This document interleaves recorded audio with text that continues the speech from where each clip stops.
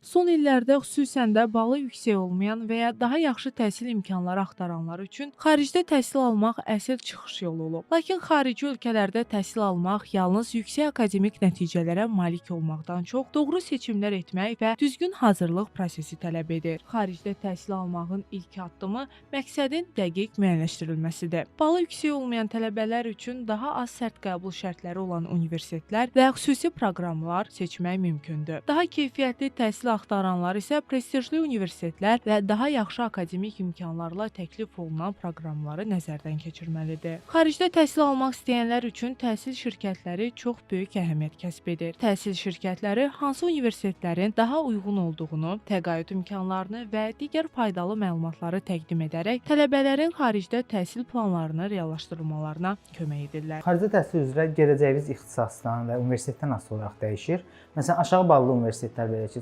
tələbat az olan universitetlərə sadəcə sizin attestatınız, pasportunuz, şəkliniz və transkriptiniz yetərlidir. Əgər siz daha yüksək ixtisas, məsələn, tibb kimi ixtisasa və daha yaxşı universitetdə təhsil almaq istəyirsinizsə, SAT imtahanının nəticəsi də ora əlavə olmalıdır.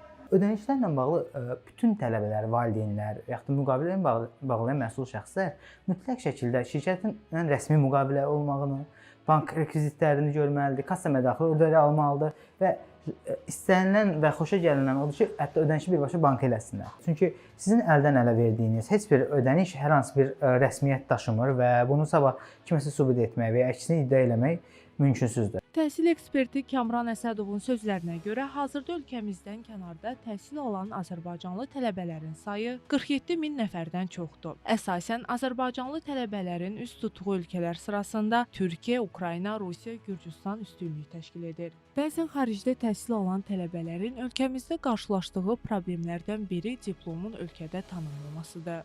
Təhsil eksperti bildirdi ki, hazırda xarici ölkələrdə yalnız əyani və qiyabi təhsil alanların diplomları tanınır. Amma bu formada təhsil alma hələ diplomun tanınması demək deyil. Belə ki, semestr ərzində daha dəqiq desək, sentyabrdan dekabra, yanvardan maya qədər tələbə tələb olunan gün ərzində təhsil aldığı xarici ölkədə qalmalıdır. Tələb olunan günlərə gəldikdə isə qiyabi təhsil alanlar azı 15 gün, əyani təhsil alanlar isə 90 gün təhsil aldığı ölkəni tərk etməməlidir. Əgər onların semestr ərzində təhsil aldıqları müddət bu rəqəmlərdən az olarsa, onların diplomları tanınmır. Türkiyədə qiyabi təhsil yoxdur və təqdim edilən uzaqdan eğitim, yəni açıq öyrətimdir.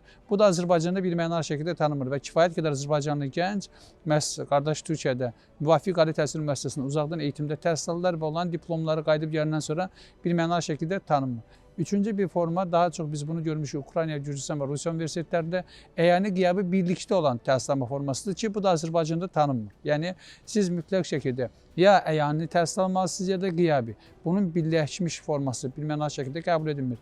Digər tanınmadan imtina həmin ali təhsil müəssisəsinin öz ölkəsində akreditasiyadan keçməməsindən bağlıdır. Ona görə də biz xarici təhsil almaq arzusunda olan şəxslərə siz hər hansı bir ölkəyə gedirsinizsə tövsiyə edirik ki, eliknalik.net portalı var. Siz mütləq şəkildə həmin bu portala baxmalısınız ki, həmin ali təhsil müəssisəsi öz ölkəsində akreditasiyadan keçib və lisenziyası varmı? Xaricdə təhsil almaq xüsusilə balı yüksək olmayan və ya daha keyfiyyətli təhsil almaq istəyən tələbələr üçün böyük bir fürsətdir. Təhsil şirkətlərinin köməyi ilə tələbələr həm maliyyə, həm də akademik baxımdan uyğun seçimlər edərək xaricdə təhsil almaq məqsədlərinə daha asan çata bilərlər.